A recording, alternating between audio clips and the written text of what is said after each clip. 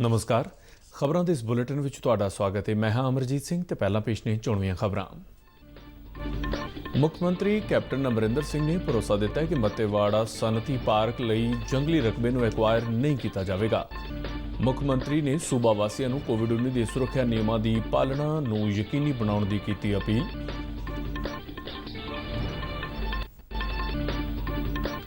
ਪੰਜਾਬ ਵਿੱਚ corona virus ਕੇਸਾਂ ਦੀ ਗਿਣਤੀ ਵੱਧ ਕੇ 9,792 ਹੋਈ। ਸੂਬੇ ਵਿੱਚ ਹੁਣ ਤੱਕ 6,454 ਮਰੀਜ਼ ਸਿਹਤਯਾਬ ਹੋਏ।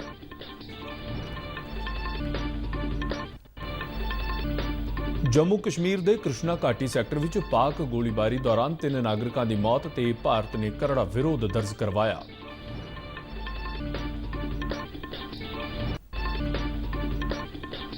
ਕੇਂਦਰ ਸਰਕਾਰ ਨੇ 20 ਸੂਬਿਆਂ ਤੇ ਕੇਂਦਰ ਸ਼ਾਸਿਤ ਪ੍ਰਦੇਸ਼ਾਂ ਵਿੱਚ ਇੱਕ ਰਾਸ਼ਟਰ ਇੱਕ ਰਾਸ਼ਨ ਕਾਰਡ ਸਕੀਮ ਨੂੰ ਸਫਲਤਾਪੂਰਵਕ ਲਾਗੂ ਕੀਤਾ। 4 ਹੋਰ ਸੂਬਿਆਂ ਤੇ ਕੇਂਦਰ ਸ਼ਾਸਿਤ ਪ੍ਰਦੇਸ਼ਾਂ ਵਿੱਚ ਇਸ ਸਕੀਮ ਨੂੰ ਲਾਗੂ ਕਰਨ ਦਾ ਅਮਲ ਜਾਰੀ।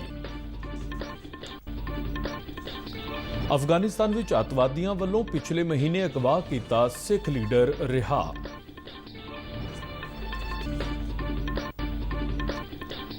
ਮੌਸਮ ਮਹਿਕਮੇ ਮੁਤਾਬਕ ਆਉਣ ਵਾਲੇ 12 ਘੰਟਿਆਂ ਦੌਰਾਨ ਪੰਜਾਬ, ਹਰਿਆਣਾ ਅਤੇ ਦਿੱਲੀ ਸਮੇਤ ਉੱਤਰ ਭਾਰਤ ਵਿੱਚ ਕਈ ਥਾਈਂ ਦਰਮਿਆਨੀ ਤੋਂ ਭਾਰੀ ਵਰਖਾ ਹੋਣ ਦੀ ਸੰਭਾਵਨਾ।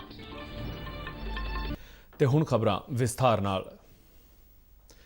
ਮੁੱਖ ਮੰਤਰੀ ਕੈਪਟਨ ਅਮਰਿੰਦਰ ਸਿੰਘ ਨੇ ਕਿਹਾ ਹੈ ਕਿ ਲੁਧਿਆਣਾ ਦੇ ਮੱਤੇਵਾੜਾ ਸਨਅਤੀ ਪਾਰਕ ਲਈ ਕਿਸੇ ਵੀ ਜੰਗਲ ਹੇਠਲੀ ਜ਼ਮੀਨ ਨੂੰ ਐਕਵਾਇਰ ਨਹੀਂ ਕੀਤਾ ਜਾਵੇਗਾ।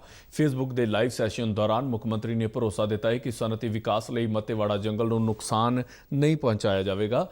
ਉਨ੍ਹਾਂ ਕਿਹਾ ਕਿ ਕੁਝ ਲੋਕਾਂ ਵੱਲੋਂ ਮੱਤੇਵਾੜਾ ਜੰਗਲ ਨੂੰ ਨਸ਼ਟ ਕਰਕੇ ਸਨਅਤੀ ਪਾਰਕ ਲਈ ਜ਼ਮੀਨ ਮੁਹੱਈਆ ਕਰਵਾਏ ਜਾਣ ਦਾ ਪ੍ਰਚਾਰ ਕੀਤਾ ਜਾ ਰਿਹਾ ਹੈ, ਜੋ ਅਸਲ ਵਿੱਚ ਸਹੀ ਨਹੀਂ ਹੈ।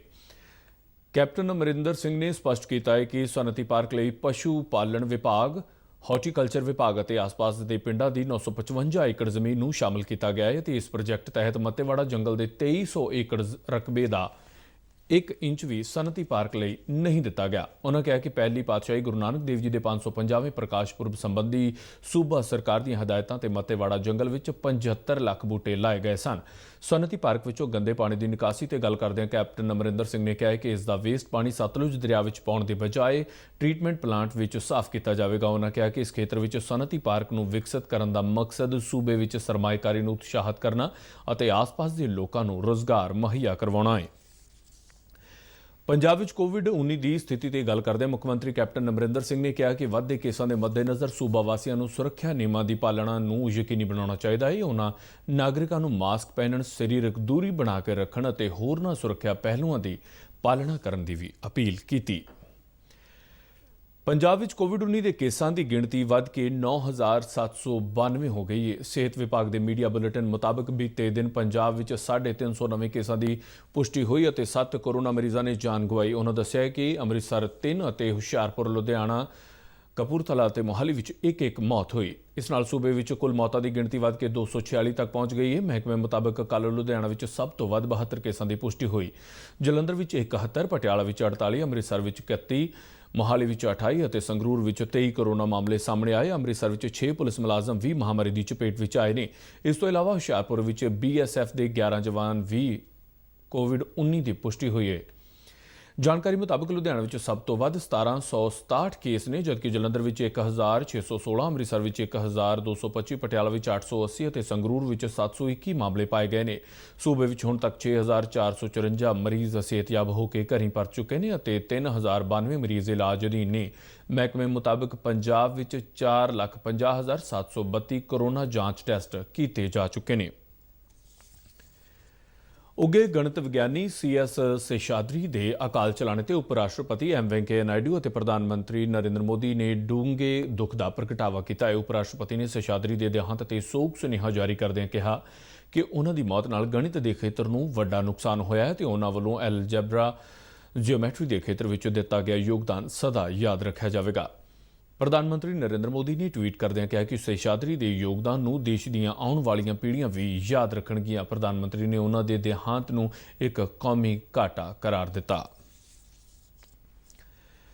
ਸ੍ਰੀ ਰਾਮ ਜਨਮ ਭੂਮੀ ਤੀਰਥ ਖੇਤਰ ਟਰਸਟ ਨੇ ਅਯੋਧਿਆ ਵਿੱਚ ਰਾਮ ਮੰਦਰ ਦੀ ਉਸਾਰੀ ਲਈ ਨੀਂਹ ਪੱਥਰ ਰੱਖਣ ਲਈ ਪ੍ਰਧਾਨ ਮੰਤਰੀ ਨਰਿੰਦਰ ਮੋਦੀ ਨੂੰ ਸੱਦਾ ਭੇਜਿਆ ਹੈ। ਟਰਸਟ ਦੇ ਪ੍ਰਧਾਨ ਨ੍ਰਿਤਿਆ ਗੋਪਾਲ ਦਾਸ ਨੇ ਦੱਸਿਆ ਹੈ ਕਿ ਪਵਿੱਤਰ ਮੌਕੇ ਲਈ 3 ਅਤੇ 5 ਅਗਸਤ ਵਿੱਚੋਂ ਇੱਕ ਮਿਤੀ ਤੈਅ ਕੀਤੀ ਜਾਵੇਗੀ, ਜਿਸ ਲਈ ਪ੍ਰਧਾਨ ਮੰਤਰੀ ਨੂੰ ਸੱਦਾ ਭੇਜਿਆ ਗਿਆ ਹੈ। ਪ੍ਰਧਾਨ ਮੰਤਰੀ ਨਰਿੰਦਰ ਮੋਦੀ ਨੇ ਫਰਵਰੀ ਵਿੱਚ ਸ਼੍ਰੀ ਰਾਮ ਜਨਮ ਭੂਮੀ ਤੀਰਥ ਖੇਤਰ ਟਰਸਟ ਦੀ ਸਥਾਪਨਾ ਦਾ ਐਲਾਨ ਕੀਤਾ ਸੀ।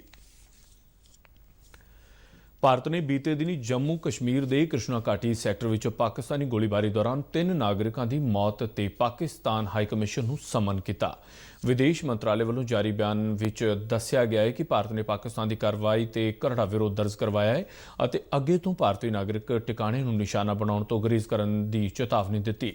ਮੰਤਰਾਲੇ ਨੇ ਕਿਹਾ ਕਿ ਸ਼ੁੱਕਰਵਾਰ ਰਾਤ ਨੂੰ ਪਾਕਿਸਤਾਨ ਵੱਲੋਂ ਫਾਇਰਿੰਗ ਦੌਰਾਨ ਇੱਕੋ ਪਰਿਵਾਰ ਦੇ 3 ਜੀਆਂ ਦੀ ਮੌਤ ਹੋ ਗਈ ਸੀ ਅਤੇ ਇੱਕ ਛੋਟਾ ਜਿਹਾ ਬੱਚਾ ਜ਼ਖਮੀ ਹੋਇਆ ਹੈ। ਪਾਕਿਸਤਾਨ ਹਾਈ ਕਮਿਸ਼ਨ ਨੂੰ ਜਾਣੂ ਕਰਵਾਉਂਦਿਆਂ ਭਾਰਤ ਨੇ ਦੱਸਿਆ ਕਿ ਇਸ ਸਾਲ ਪਾਕਿਸਤਾਨ ਫੌਜ ਵੱਲੋਂ 2711 ਵਾਰ ਗੋਲੀਬੰਦੀ ਦੀ ਉਲੰਘਣਾ ਕੀਤੀ ਗਈ ਹੈ, ਜਿਸ ਵਿੱਚ 21 ਭਾਰਤੀ ਨਾਗਰਿਕ ਮਾਰੇ ਗਏ ਨੇ ਤੇ 94 ਜ਼ਖਮੀ ਹੋਏ ਨੇ। ਇਸ ਦੌਰਾਨ ਭਾਰਤ ਨੇ ਸਰਹੱਦ ਪਾਰੋਂ ਅੱਤਵਾਦ ਦੀ ਪੁਸ਼ਤ ਪਨਾਹੀ ਤੇ ਵੀ ਪਾਕਿਸਤਾਨ ਖਿਲਾਫ ਸਖਤ ਵਿਰੋਧ ਦਰਜ ਕਰਵਾਇਆ ਹੈ। ਕੇਂਦਰ ਸਰਕਾਰ ਨੇ 20 ਸੂਬਿਆਂ ਤੇ ਕੇਂਦਰ ਸ਼ਾਸਿਤ ਪ੍ਰਦੇਸ਼ਾਂ ਵਿੱਚ ਇੱਕ ਰਾਸ਼ਟਰ ਇੱਕ ਰਾਸ਼ਨ ਕਾਰਡ ਸਕੀਮ ਨੂੰ ਸਫਲਤਾਪੂਰਵਕ ਲਾਗੂ ਕਰ ਦਿੱਤਾ ਹੈ। ਇੱਕ ਰਾਸ਼ਟਰ ਇੱਕ ਰਾਸ਼ਨ ਕਾਰਡ ਸਕੀਮ ਨਾਲ ਕੌਮੀ ਖੁਰਾਕ ਸੁਰੱਖਿਆ ਕਾਨੂੰਨ ਤਹਿਤ ਰਾਸ਼ਨ ਕਾਰਡ ਧਾਰਕਾਂ ਨੂੰ ਦੇਸ਼ ਦੇ ਇਹਨਾਂ ਸੂਬਿਆਂ ਵਿੱਚ ਕਿਤੇ ਵੀ ਸਸਤਾ ਜਾਂ ਫ੍ਰੀ ਰਾਸ਼ਨ ਮੁਹੱਈਆ ਹੋ ਸਕੇਗਾ। ਜਿਨ੍ਹਾਂ ਸੂਬਿਆਂ ਵਿੱਚ ਇਸ ਸਕੀਮ ਨੂੰ ਲਾਗੂ ਕੀਤਾ ਗਿਆ ਹੈ, ਉਹਨਾਂ ਵਿੱਚ ਹੋਰਨਾਂ ਤੋਂ ਇਲਾਵਾ ਬਿਹਾਰ, ਝਾਰਖੰਡ, ਉੱਤਰ ਪ੍ਰਦੇਸ਼, ਮੱਧ ਪ੍ਰਦੇਸ਼, ਕਰਨਾਟਕ, ਆਂਧਰ ਪ੍ਰਦੇਸ਼, ਮਹਾਰਾਸ਼ਟਰ, ਤੇਲੰਗਾਨਾ ਅਤੇ ਗੁਜਰਾਤ ਸ਼ਾਮਲ ਨੇ। ਇਸ ਤੋਂ ਇਲਾਵਾ ਕੇਂਦਰ ਸਰਕਾਰ ਵੱਲੋਂ ਜੰਮੂ ਕਸ਼ਮੀਰ, ਮਣੀਪੁਰ, ਨਾਗਾਲੈਂਡ ਅਤੇ ਉੱਤਰਾਖੰਡ ਸਮੇਤ 4 ਹੋਰ ਸੂਬਿਆਂ ਤੇ ਕੇਂਦਰ ਸ਼ਾਸਿਤ ਪ੍ਰਦੇਸ਼ਾਂ ਵਿੱਚ ਵੀ ਇਸ ਸਕੀਮ ਨੂੰ ਲਾਗੂ ਕਰਨ ਲਈ ਪ੍ਰਯੋਗ ਅਤੇ ਜਾਂਚ ਚੱਲ ਰਹੀ ਹੈ। ਸਰਕਾਰ ਨੇ ਅਗਲੇ ਸਾਲ ਮਾਰਚ ਮਹੀਨੇ ਤੋਂ ਪਹਿਲਾਂ ਦੇਸ਼ ਦੇ ਬਾਕੀ ਸੂਬਿਆਂ ਅਤੇ ਕੇਂਦਰ ਸ਼ਾਸਿਤ ਪ੍ਰਦੇਸ਼ਾਂ ਨੂੰ ਵੀ ਇੱਕ ਰਾਸ਼ਟਰ ਇੱਕ ਰਾਸ਼ਨ ਕਾਰਡ ਸਕੀਮ ਅਧੀਨ ਲਿਆਉਣ ਦਾ ਟੀਚਾ ਮਿਥਿਆ ਹੈ। ਵਿਦੇਸ਼ ਮੰਤਰਾਲੇ ਮੁਤਾਬਕ ਅਫਗਾਨਿਸਤਾਨ ਦੇ ਪਖਤੀਆ ਸੂਬੇ ਵਿੱਚ ਇੱਕ ਸਿੱਖ ਨੇਤਾ ਨੂੰ ਅੱਤਵਾਦੀਆਂ ਵੱਲੋਂ ਅਗਵਾ ਕੀਤੇ ਜਾਣ ਮਗਰੋਂ ਕੱਲ੍ਹ ਰਿਹਾ ਕਰ ਦਿੱਤਾ ਗਿਆ। ਮੰਤਰਾਲੇ ਨੇ ਜਾਣਕਾਰੀ ਦਿੰਦਿਆਂ ਦੱਸਿਆ ਕਿ ਸਿੱਖ ਲੀਡਰ ਨਿਧਾਨ ਸਿੰਘ ਸਚਦੇਵਾ ਨੂੰ ਪਿਛਲੇ ਮਹੀਨੇ ਅੱਤਵਾਦੀਆਂ ਵੱਲੋਂ ਅਗਵਾ ਕਰ ਲਿਆ ਗਿਆ ਸੀ, ਜਿਸ ਤੋਂ ਬਾਅਦ ਭਾਰਤੀ ਵਿਦੇਸ਼ ਮੰਤਰਾਲੇ ਨੇ ਨਿਧਾਨ ਸਿੰਘ ਦੀ ਰਿਹਾਈ ਲਈ ਅਫਗਾਨਿਸਤਾਨ ਸਰਕਾਰ ਨੂੰ ਦਖਲ ਦੇਣ ਦੀ ਅਪੀਲ ਕੀਤੀ ਸੀ। ਵਿਦੇਸ਼ ਮੰਤਰਾਲੇ ਨੇ ਅਫਗਾਨ ਸਰਕਾਰ ਵੱਲੋਂ ਸਿੱਖ ਲੀਡਰ ਦੀ ਰਿਹਾਈ ਲਈ ਕੀਤੀਆਂ ਗਈਆਂ ਕੋਸ਼ਿਸ਼ਾਂ ਦਾ ਧੰਨਵਾਦ ਕੀਤਾ। ਉਨ੍ਹਾਂ ਕਿਹਾ ਕਿ ਅਫਗਾਨਿਸਤਾਨ ਵਿੱਚ ਬਾਹਰੀ ਤਾਕਤਾਂ ਦੇ ਸਹਿਯੋਗ ਨਾਲ ਅੱਤਵਾਦੀ ਜਥੇਬੰਦੀਆਂ ਵੱਲੋਂ ਲਗਾਤਾਰ ਘੱਟ ਗਿਣਤੀ ਲੋਕਾਂ ਨੂੰ ਨਿਸ਼ਾਨਾ ਬਣਾਇਆ ਜਾ ਰਿਹਾ ਹੈ, ਜਿਹੜਾ ਕਿ ਗੰਭੀਰ ਚਿੰਤਾ ਦਾ ਵਿਸ਼ਾ ਹੈ। ਨਿਧਾਨ ਸਿੰਘ ਸਚਦੇਵਾ ਨੂੰ 22 ਜੂਨ ਨੂੰ ਪਖਤੀਆ ਸੂਬੇ ਦੇ ਚਮਕਾਣੀ ਜ਼ਿਲ੍ਹੇ ਤੋਂ ਅੱਤਵਾਦੀਆਂ ਨੇ ਅਗਵਾ ਕਰ ਲਿਆ ਸੀ। ਮੌਸਮ ਮਹਿਕਮੇ ਮੁਤਾਬਕ ਆਉਣ ਵਾਲੇ 12 ਘੰਟਿਆਂ ਦੌਰਾਨ ਪੰਜਾਬ, ਹਰਿਆਣਾ ਅਤੇ ਦਿੱਲੀ ਸਮੇਤ ਉੱਤਰ ਭਾਰਤ ਦੇ ਕਈ ਇਲਾਕਿਆਂ ਵਿੱਚ ਮੌਨਸੂਨ ਦੀ ਪਹਿਲੀ ਭਾਰੀ ਵਰਖਾ ਹੋ ਸਕਦੀ ਹੈ। ਮਹਿਕਮੇ ਵੱਲੋਂ ਦਿੱਤੀ ਗਈ ਜਾਣਕਾਰੀ ਮੁਤਾਬਕ ਉੱਤਰ ਭਾਰਤ ਵਿੱਚ ਮੌਸਮ ਦੀ ਸਥਿਤੀ ਅਗਲੇ 3-4 ਦਿਨਾਂ ਤੱਕ ਬਣੇ ਰਹਿਣ ਦੀ ਸੰਭਾਵਨਾ ਹੈ। ਇਸ ਦੌਰਾਨ ਮੌਸਮ ਮਹਿਕਮੇ ਨੇ ਪੱਛਮੀ ਬੰਗਾਲ, ਆਸਾਮ, ਮੇਘਾਲਿਆ ਅਤੇ ਅਰੁਣਾਚਲ ਪ੍ਰਦੇਸ਼ ਵਿੱਚ ਬਹੁਤ ਭਾਰੀ ਮੀਂਹ ਦੇ ਖਦਸ਼ੇ ਵਜੋਂ ਰੈੱਡ ਚੇਤਾਵਨੀ ਜਾਰੀ ਕੀਤੀ ਹੈ। ਉਹਨਾਂ ਦੱਸਿਆ ਹੈ ਕਿ ਅਰਬ ਸਾਗਰ ਤੋਂ ਉੱਠੀਆਂ ਪੌਣਾਂ ਉੱਤਰ ਪੱਛਮੀ ਭਾਰਤ ਵਿੱਚ ਮੀਂਹ ਦਾ ਕਾਰਨ ਬਣਨਗੀਆਂ, ਜਦਕਿ ਬੰਗਾਲ ਦੀ ਖਾੜੀ ਦੀਆਂ ਪੌਣਾਂ ਪੂਰਬੀ ਭਾਰਤ ਦੇ ਸੂਬਿਆਂ ਵਿੱਚ ਭਾਰੀ ਵਰਖਾ ਕਰ ਸਕਦੀਆਂ ਨੇ। ਕੌਮੀ ਰਾਜਧਾਨੀ ਦਿੱਲੀ ਵਿੱਚ ਵੀ ਅੱਜ ਦਰਮਿਆਨੀ ਤੋਂ ਭਾਰੀ ਵਰਖਾ ਹੋਣ ਦੀ ਸੰਭਾਵਨਾ ਹੈ ਤੇ ਅਗਲੇ 2 ਦਿਨਾਂ ਦੌਰਾਨ ਇਹ ਸਥਿਤੀ ਬਰਕਰਾਰ ਰਹਿ ਸਕਦੀ ਹੈ। ਇਸ ਦੌਰਾਨ ਅਸਾਮ ਵਿੱਚ ਹੜ੍ਹਾਂ ਦੀ ਸਥਿਤੀ ਵਿੱਚ ਸੁਧਾਰ ਤੋਂ ਬਾਅਦ ਇੱਕ ਵਾਰ ਫਿਰ ਭਾਰੀ ਮੀਂਹ ਕਾਰਨ ਸਥਿਤੀ ਗੰਭੀਰ ਹੋਣ ਦਾ ਖਦਸ਼ਾ ਬਣ ਗਿਆ ਹੈ। ਅਸਾਮ ਵਿੱਚ ਆਏ ਹੜ੍ਹਾਂ ਨਾਲ ਹੁਣ ਤੱਕ 26 ਜ਼ਿਲ੍ਹਿਆਂ ਦੇ 27.5 ਲੱਖ ਤੋਂ ਵੱਧ ਨਾਗਰਿਕ ਪ੍ਰਭਾਵਿਤ ਹੋਏ ਨੇ। ਅਸਾਮ ਵਿੱਚ ਹੁਣ ਤੱਕ ਹੜ੍ਹਾਂ ਕਾਰਨ 79 ਮੌਤਾਂ ਹੋ ਚੁੱਕੀਆਂ ਨੇ। ਅਸਾਮ ਦਾ ਡੁਬਰੀ ਜ਼ਿਲ੍ਹਾ ਹੜ੍ਹਾਂ ਨਾਲ ਸਭ ਤੋਂ ਵੱਧ ਪ੍ਰਭਾਵਿਤ ਹੋਇਆ ਹੈ, ਜਿੱਥੇ 2700 ਦੇ ਕਰੀਬ ਪਿੰਡਾਂ ਦੀ 1,16,000 ਹੈਕਟੇਅਰ ਫਸਲ ਨੁਕਸਾਨੀ ਗਈ ਹੈ। ਸੂਬਾਈ ਆਫਤ ਪ੍ਰਬੰਧਨ ਅਥਾਰਟੀ ਵੱਲੋਂ 21 ਜ਼ਿਲ੍ਹਿਆਂ ਵਿੱਚ 649 ਰਾਹਤ ਕੈਂਪ ਬਣਾਏ ਗਏ ਨੇ, ਜਿੱਥੇ 47,000 ਤੋਂ ਵੱਧ ਲੋਕਾਂ ਨੂੰ ਰੱਖਿਆ ਗਿਆ ਹੈ। ਬੁਲੇਟਿਨ ਦੇ ਆਖਰ ਵਿੱਚ ਚੋਣਵੀਆਂ ਖਬਰਾਂ ਇੱਕ ਵਾਰ ਫਿਰ ਤੋਂ। ਮੁੱਖ ਮੰਤਰੀ ਕੈਪਟਨ ਅਮਰਿੰਦਰ ਸਿੰਘ ਨੇ ਭਰੋਸਾ ਦਿੱਤਾ ਕਿ ਮੱਤੇਵਾੜਾ ਸਨਅਤੀ ਪਾਰਕ ਲਈ ਜੰਗਲੀ ਰਕਬੇ ਨੂੰ ਅਕਵਾਇਰ ਨਹੀਂ ਕੀਤਾ ਜਾਵੇਗਾ। ਮੁੱਖ ਮੰਤਰੀ ਨੇ ਸੂਬਾ ਵਾਸੀਆਂ ਨੂੰ ਕੋਵਿਡ-19 ਦੇ ਸੁਰੱਖਿਆ ਨਿਯਮਾਂ ਦੀ ਪਾਲਣਾ ਨੂੰ ਯਕੀਨੀ ਬਣਾਉਣ ਦੀ ਕੀਤੀ ਅਪੀਲ। ਪੰਜਾਬ ਵਿੱਚ ਕੋਰੋਨਾ ਵਾਇਰਸ ਕੇਸਾਂ ਦੀ ਗਿਣਤੀ ਵੱਧ ਕੇ 9,792 ਹੋਈ। ਸੂਬੇ ਵਿੱਚ ਹੁਣ ਤੱਕ 6,454 ਮਰੀਜ਼ ਸਿਹਤਯਾਬ ਹੋਏ।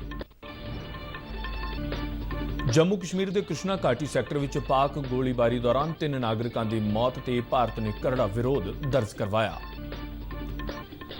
ਕੇਂਦਰ ਸਰਕਾਰ ਨੇ 20 ਸੂਬਿਆਂ ਤੇ ਕੇਂਦਰ ਸ਼ਾਸਿਤ ਪ੍ਰਦੇਸ਼ਾਂ ਵਿੱਚ ਇੱਕ ਰਾਸ਼ਟਰ ਇੱਕ ਰਾਸ਼ਨ ਕਾਰਡ ਸਕੀਮ ਨੂੰ ਸਫਲਤਾਪੂਰਵਕ ਲਾਗੂ ਕੀਤਾ। 4 ਹੋਰ ਸੂਬਿਆਂ ਤੇ ਕੇਂਦਰ ਸ਼ਾਸਿਤ ਪ੍ਰਦੇਸ਼ਾਂ ਵਿੱਚ ਇਸ ਸਕੀਮ ਨੂੰ ਲਾਗੂ ਕਰਨ ਦਾ ਅਮਲ ਜਾਰੀ। ਅਫਗਾਨਿਸਤਾਨ ਵਿੱਚ ਅੱਤਵਾਦੀਆਂ ਵੱਲੋਂ ਪਿਛਲੇ ਮਹੀਨੇ ਅਗਵਾ ਕੀਤਾ ਸਿੱਖ ਲੀਡਰ ਰਿਹਾ। मौसम महकमे मुताबिक आने वाले 12 घंटिया दौरान पंजाब, हरियाणा और दिल्ली समेत उत्तर भारत में कई थाई दरमियानी तो भारी वर्खा होने की संभावना। इस दे नाल ही खबरों के बुलेटिन खत्म होता है। नमस्कार।